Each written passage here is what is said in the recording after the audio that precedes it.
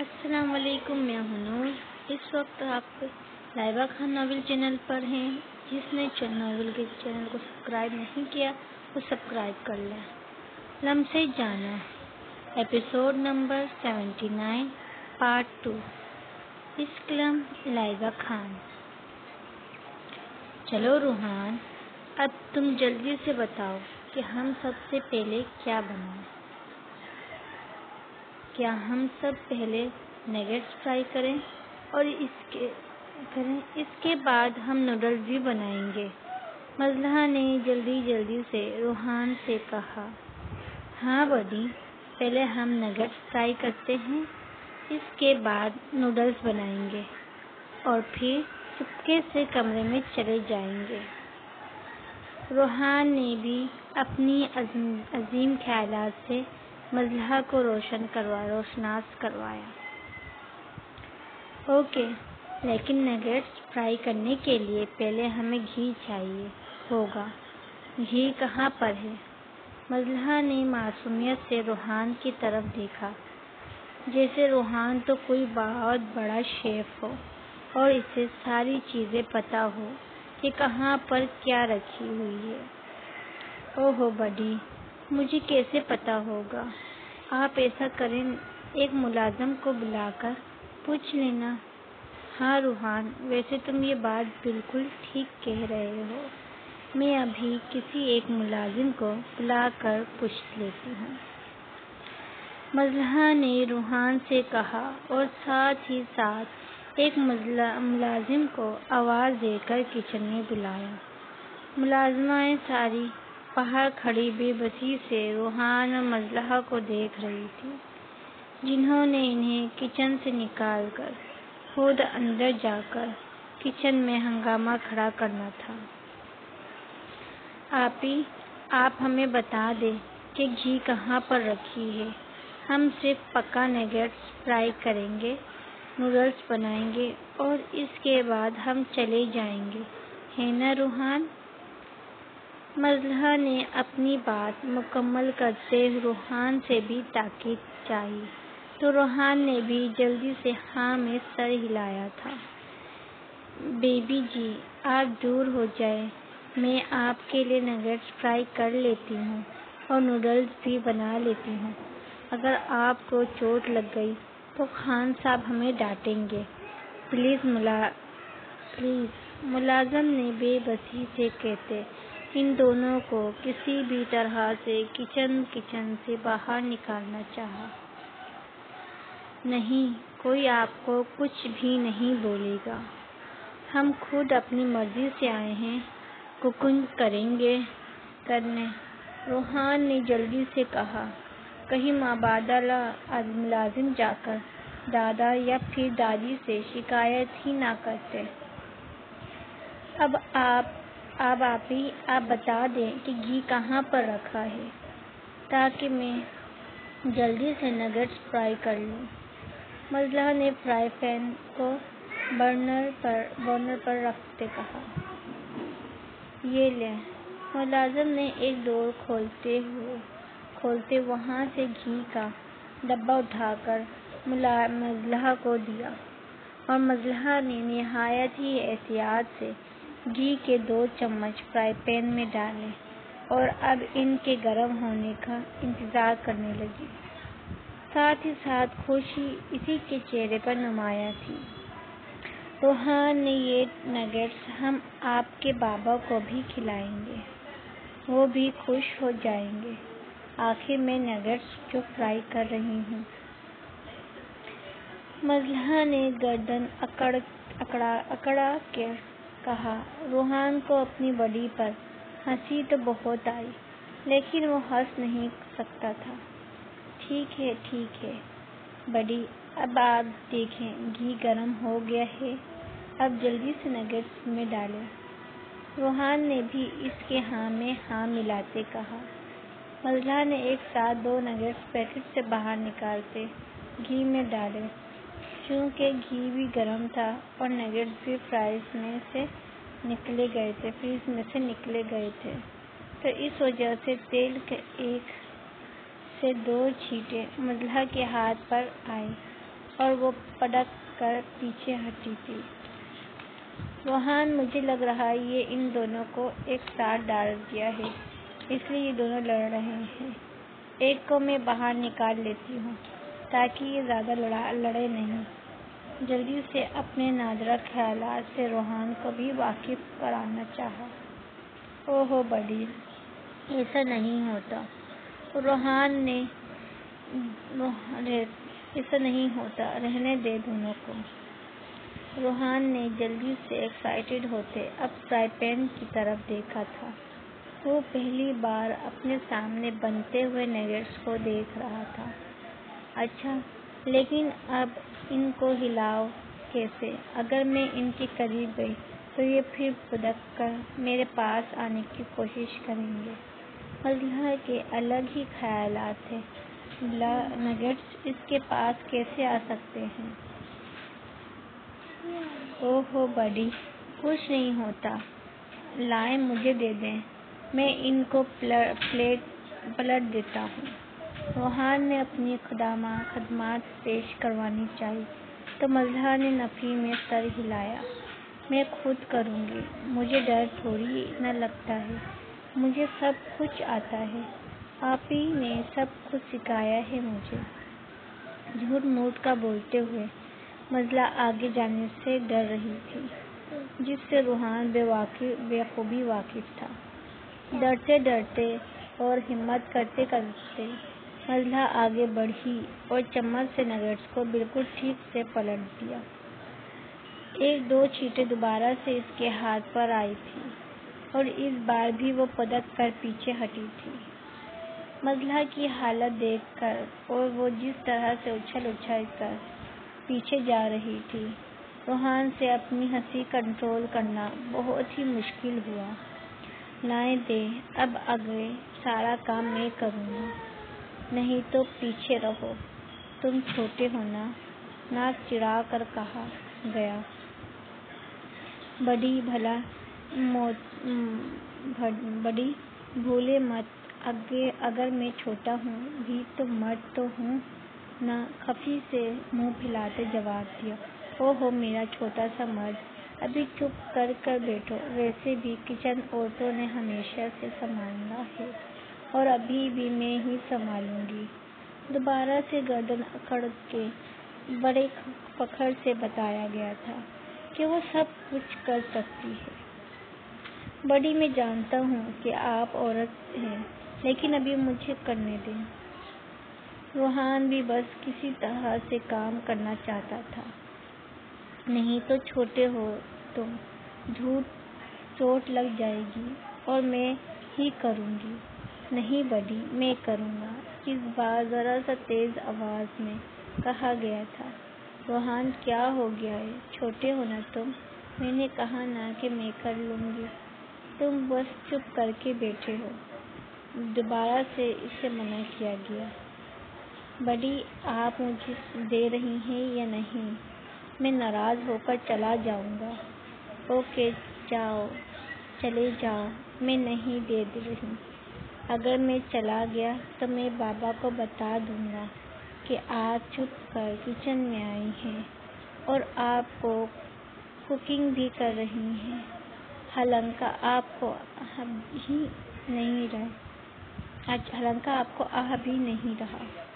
چڑھتے ہوئے جواب کہا۔ خبردار، اگر تم نے حبی کو فون کال کر کے بتایا کہ میں کوکنگ کر رہی ہوں، میں خود ہی سب کچھ کروں گی اور انہیں سرپرائز دوں گی۔ تمہیں کوئی ضرورت نہیں ہے میرا سرپرائز خراب کرنے کی۔ فرینڈ، میں تم سے ناراض ہو جاؤں گی بڈی، مزلہ نے جلدی سے اس کی طرف دیکھتے ہوئے کہا اور جلدی بازی کی وجہ سے اس کا آستین فرائی پین کے ہینڈل سے پھنسا۔ پورا فرائی پین اس کے پیروں پر آ گرا تھا۔ فرائی پین میں زیادہ گھی تو نہیں تھا، لیکن وہ فل گرم ضرور تھا، جس کی وجہ سے مزلہ کی چیخیں پوری حویلی میں گونج اٹھی۔ روحان بوکھلایا ہوا سہما سا وجود لیے کچن کے کونے میں کھڑا اپنی بڈی کو دیکھ رہا تھا۔ جو زمین پر بیٹھی چیخ چیخ کر رو رہی تھی۔ زارش اور عنایا جلدی سے کمرے سے باہر نکلی تھی۔ ملیار اور برلاس جو ابھی تھوڑی دیر پہلے باہر جانے والے تھے وہ بھی بھاگ کر کچن میں آئے تھے، اپنی گڑیا کو چیخ سنتے۔ مزلہ کی حالت دیکھ کر برلاس، ملیار اور گھر کے اندر داخل ہوتے مزلہ کی چیخوں کو سنتے زارم بوکھلا گیا تھا۔ کچن کے اندر کا منظر دیکھتے ہوئے زارم کو لگا کہ وہ اگلی سانس نہیں لے پائے گا۔ اس کی چھوٹی سی پھیری زمین پر بیٹھے درد سے تڑپ رہی تھی۔ گھی اس کے پورے پاؤں پر لگا ہوا تھا اور ساتھ ہی اس کے پیٹ کے نچلے حصے پر بھی گر گیا تھا، جس پر وہ تڑپ تڑپ کے روتی اپنے دونوں لالا کے ساتھ ساتھ زارم کی آنکھوں میں بھی نمی کا سبب بنی تھی۔ گڑیا، یہ سب کیسے ہوا؟ ملیار جلدی سے آگے بڑھتا صدمے کی حالت سے ہوش میں آیا۔ لالا لالا، بہت بہت درد ہو رہا ہے۔ آہ! مزلہ چیخ کے ساتھ ساتھ ہچکیوں سے روتی اپنے لالا کو اپنے درد کے بارے میں بتاتی۔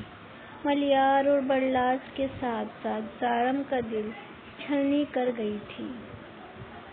ملیار جلدی سے اسے گود میں اٹھاتا باہر کی طرف بھاگا تھا۔ اسے جلد سے جلد اپنی گڑیا کو ہسپتال لے کر جانا تھا۔ پچھلے برلاس اور زارم بھی ہوش میں آتے جلدی سے باہر کی طرف بڑھے تھے۔ زارم کو ایک ایک قدم اٹھانا نہایت ہی مشکل لگ رہا تھا۔ قدم من بھاری ہوتے ایسا لگ رہا تھا کہ اگلے ہی قدم پر وہ زمین بوس ہو جائے گا۔ اپنی لٹل فیری کو اس قدر درد میں دیکھتا زارم نے سوچا تھا کہ اس کے دل بند کیوں نہیں ہو رہا۔ اس وقت زارم کی بے بسی عروج پر تھی، وہ چاہ کر بھی کچھ نہیں کر پا رہا تھا۔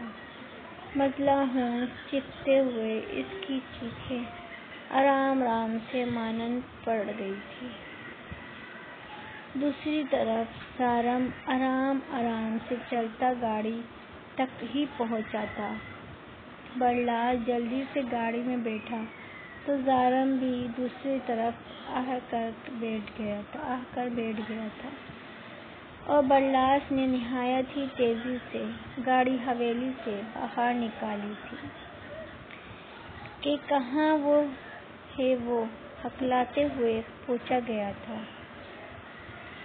اندر وارڈ میں ہے۔ لالا صبر کریں، کیا ہو گیا ہے آپ کو؟ اگر آپ اس طرح سے ہمت ہار جائیں گے تو ہم سب کو ہمت کون دے گا؟ ملیار جلدی سے آگے بڑھتا زارم کے گلے لگا تھا۔ زارم کی آنکھ سے ایک آنسو نکل کر اس کی داڑھی میں جذب ہو کر رہ گیا تھا۔ میں مزید ہمت نہیں ہے ملیار کہ میں کسی اپنے کو کھو سکوں۔ اتنا وقت میں نے تنہا گزارا ہے کہ اب تنہائی سے مجھے خوف آتا ہے۔ اگر میری فیری بھی مجھے چھوڑ کر چلی گئی تو اس دنیا میں اور کوئی بھی نہیں ہوگا۔ میرے ساتھ میرا چھوٹا سا بیٹا بھی ٹوٹ جائے گا۔ ہم دونوں کو اس قدر عادت ہو گئی ہے کہ چاہ کر بھی اسے ہم اتنی تکلیف میں نہیں دیکھ سکتے۔ تم نے روحان کا چہرہ دیکھا تھا؟ نہیں، تم لوگوں نے شاید روحان کو دیکھا ہی نہیں۔ وہ کچن کے کونے میں کھڑا چہرے پر خوف لیے اپنی بڑی کی طرف دیکھ رہا تھا کہ وہ کیسے تڑپ تڑپ کے رو رہی ہے، اور شاید وہ خود بھی اس بات سے واقف نہیں تھا کہ اس کا چہرہ بھی آنسو سے تر تھا۔ میں نہیں رہ سکتا اس کے بغیر، میری سانسوں کے ساتھ ساتھ میری نس نس میں وہ بس گئی ہے۔ میں نہیں چاہتا کہ اسے کچھ بھی ہو۔ اگر اس سے کچھ ہو گیا تو زارم کے ساتھ ساتھ اس کے بیٹے کا بھی وجود اس دنیا میں ختم ہو جائے گا۔ پتہ نہیں وہ کچن میں کیوں گئی تھی۔ سارے ملازم کو فارغ کرو۔ ان سب کی ہمت کیسے ہوئی؟ ملازم کی فوج حویلی میں ہم نے کیوں رکھی ہے؟ صرف اسی لیے کہ ہماری بیویاں کچن میں جا کر خود کو جلائیں۔ روتے روتے اچانک ہی زارم کو مزلہ کی کچن میں ہونا یاد آیا تو نہایت ہی غصے میں وہ بنا ہسپتال میں ہونے کے لحاظ سے چیخ اٹھا تھا۔ لالا پلیز کنٹرول کریں، اس وقت ہم ہاسپٹل میں ہیں۔ اس طرح چیخ کر آپ اور پیشنٹ کو بھی ڈسٹرب کر رہے ہیں۔ پیچھے سے آتے برلاز نے ان کے کندھے پر ہاتھ رکھے کہا۔ زارم اس کی بات سنتا گہرا سانس بھر کر رہ گیا تھا۔ آپ بیٹھیں یہاں پر لالا۔ ملیار اسے بینچ پر بٹھاتا خود اضطرابی کیفیت میں ادھر سے ادھر چکر لگانا شروع کر کیا۔ انہیں وہاں پر بٹھے انتظار کی حالت میں آدھا گھنٹہ پورے ہونے کو آیا تھا، لیکن ڈاکٹرز تھے جو ان کی حالت سے بے خبر اندر پیشنٹ کو ٹریٹمنٹ دے رہے تھے۔ مزلہ کی سسکیاں اب انہیں سنائی نہیں دے رہی تھیں، ورنہ جب سے وہ لوگ ہاسپٹل آئے تھے وہ ہونس نوز وہ لوگ مزلہ کی سسکیاں کمرے سے باہر ہونے کے باوجود بھی سن رہے تھے۔ ملیار یہ ڈاکٹر باہر کیوں نہیں آ رہا؟ مجھے ایسا لگ رہا ہے کہ میرا سانس رک جائے گا۔ تم جا کر پوچھو نا کہ وہ لوگ باہر کیوں نہیں آ رہے۔ بینچ سے کھڑا ہو کر زارم یہ سوال کوئی 10 بار ملیار سے کر چکا تھا، لیکن دوسری طرف ملیار خود بے بس تھا اور ان دونوں کو دیکھ کر برلاز کو بھی اپنا حوصلہ ٹوٹتا محسوس ہو رہا تھا۔ پلیز آپ دونوں تو مجھ سے بڑے ہیں نا، آپ دونوں کو مجھ سے تسلی دینی چاہیے تھی، لیکن آپ دونوں پہلے سے ہی ہمت ہار رہے ہیں۔ اس طرح سے اگر آپ لوگ کریں گے تو پھر کیسے چلے گا؟ ابھی جب ڈاکٹر باہر آئیں گی اور ہمیں بتائیں گی کہ گڑیا بالکل ٹھیک ہے تو اندر جا کر اسے بھی تو حوصلہ دینا ہوگا۔ آپ لوگ پہلے خود میں حوصلہ تو پیدا کریں نا۔ برلاس نے دھیمی آواز میں دھیرے دھیرے سے تحمل سے ان دونوں کو سمجھانا چاہا تھا، کیونکہ اندر جا کے مزلہ کو بہت ہی زیادہ حوصلے کی ضرورت پڑنے والی تھی، کیونکہ وہ تو ویسے ہی چھوٹی چھوٹی باتوں پر روتے حویلی سر پر اٹھا لیتی ہے، اور اب تو اسے اتنی چوٹ لگ گئی ہے تو وہ بھلا کیوں کر چپ رہے گی۔ برلاس کی بات سن کر ان دونوں کو اپنی غلطی کا احساس ہوا تھا۔ اندر جانے سے پہلے ان دونوں کو خود کو بھی تو سنبھالنا ہوگا نا، کیونکہ اگر مزلہ ان دونوں کو اس حالت میں دیکھ لیتی تو ضرور وہ اپنا حوصلہ بھی توڑ دیتی۔ میں ٹھیک ہوں، دونوں نے گہری سانس بھرتے ہوئے ایک زبان ہو کر بولا۔ شکر ہے کہ آپ دونوں ٹھیک ہیں، اور پلیز اور انتظار کریں کہ ڈاکٹر باہر آئے اور ہمیں بتائے کہ گڑیا بالکل ٹھیک ہے اور ہم ان سے ملنے جا سکتے ہیں۔ برلاس نے شکر ادا کیا کہ چلو شکر ہے کہ ان دونوں کو بات تو سمجھ آئی۔ لالا آپ نے اور زالہ کو فون کیا تھا؟ ملیار کو جلدی سے اور زالہ کے بارے میں یاد دلایا۔ برلاس نے تو ملیار نے چونک کر اس کی طرف دیکھا۔ ملیار نے نفی میں سر ہلایا تو برلاس گہری سانس بھر کر رہ گیا تھا۔ لالا فون کر کے بلائیں، اور زالہ کو اگر اسے بعد میں یہ بات پتہ چلی تو وہ ہنگامہ کھڑا کر دے گا۔ جانتے تو ہیں آپ اس کو کہ وہ مزلہ کے حوالے سے خود بھی سننا پسند نہیں کرتی۔ پھر برلاس نے ان تفصیلات اور زالہ کے بارے میں ملیحار کو آگاہ کیا تو ملیحار نے بھی ہاں میں سر ہلایا۔ خون نکالتے ہی اور زالہ کو کول ملاتے محض اتنا ہی کہا کہ تم ہاسپٹل آ جاؤ۔ ہاسپٹل کا ایڈریس اور لوکیشن سینڈ کرنے کے بعد ملیحار نے بنا کچھ کہے فون بند کر دیا تھا۔ دوسری طرف اور زالہ جو ابھی ہی اٹھی تھی اور وہ حویلی جانے کا سوچ رہی تھی، مزلہ سے ملنے کی بابت اسے ملیحار کے فون کال نے عجیب سی حالت میں کھڑا کر دیا تھا۔ اس کا دل گھبرانے لگا تھا۔ بے ساختہ ہی ماتھے پر پسینے کو صاف کرتے وہ جلدی سے اٹھتی، فریش ہو کر گاڑی کی چابی لیتے فلیٹ کا لاک کرتی نکل گئی تھی، بغیر یہ دھیان دیے کہ عارج بھی اسی فلیٹ میں تھا اور اسے بھی وہ فلیٹ میں بند کر آئی تھی۔ نہایت ہی اسپیڈ سے گاڑی چلاتے ہوئے ملیحار کے بتائے ہوئے ہسپتال میں وہ تقریباً 2 گھنٹے میں پہنچی تھی، کیونکہ ملیحار مزلہ کو جس ہاسپٹل لے کر آیا تھا وہ تقریباً سوات اور اسلام آباد کے بیچ میں تھا، اس لیے مزلہ کو آتے آتے اتنا ٹائم لگ گیا تھا۔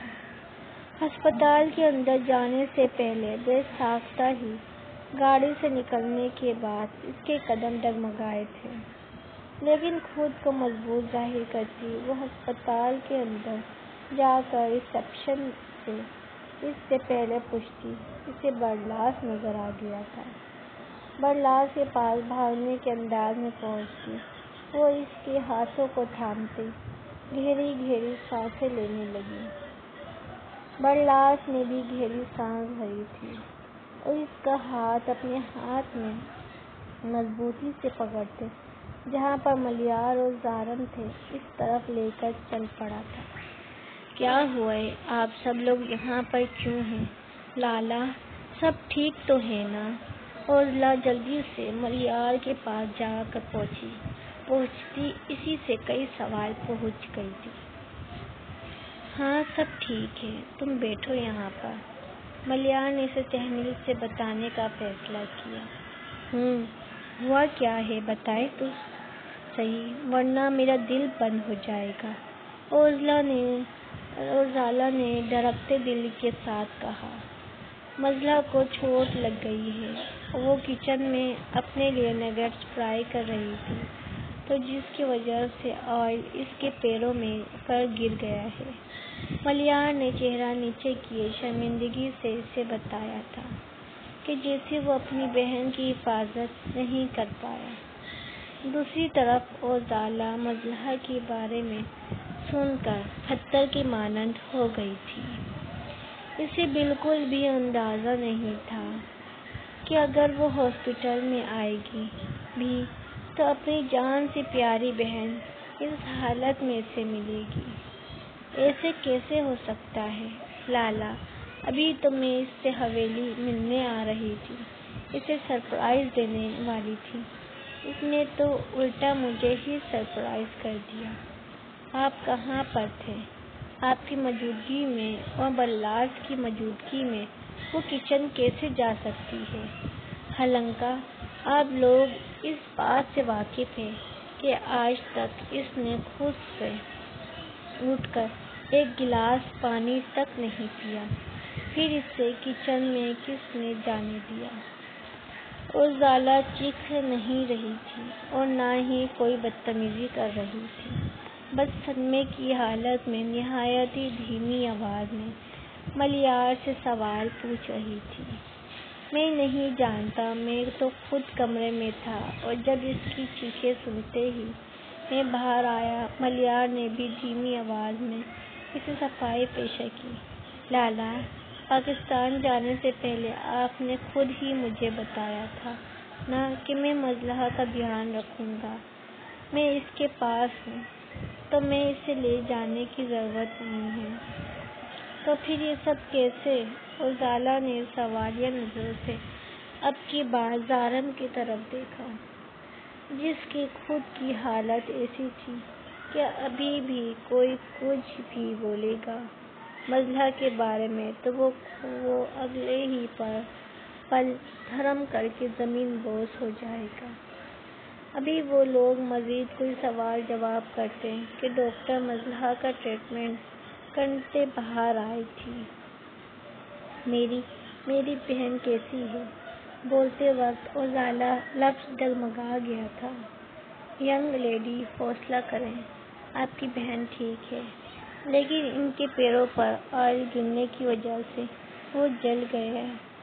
زیادہ چوٹ بھی نہیں لگی، لیکن لگتا ہے کہ وہ کافی لاڈلی ہے، جس کی وجہ سے انہوں نے اتنا ویویلا مچایا، ہسپتال میں بھی اور ظاہر سی بات ہے گھر میں بھی مچایا ہوگا، ورنہ جتنا وہ رو رہی ہے، یقین کریں اتنا وہ نہیں جلی۔ ڈاکٹر نے انہیں آرام دہ انداز میں بتایا اور مزلہ کی حالت کے بارے میں انہیں آگاہ کیا۔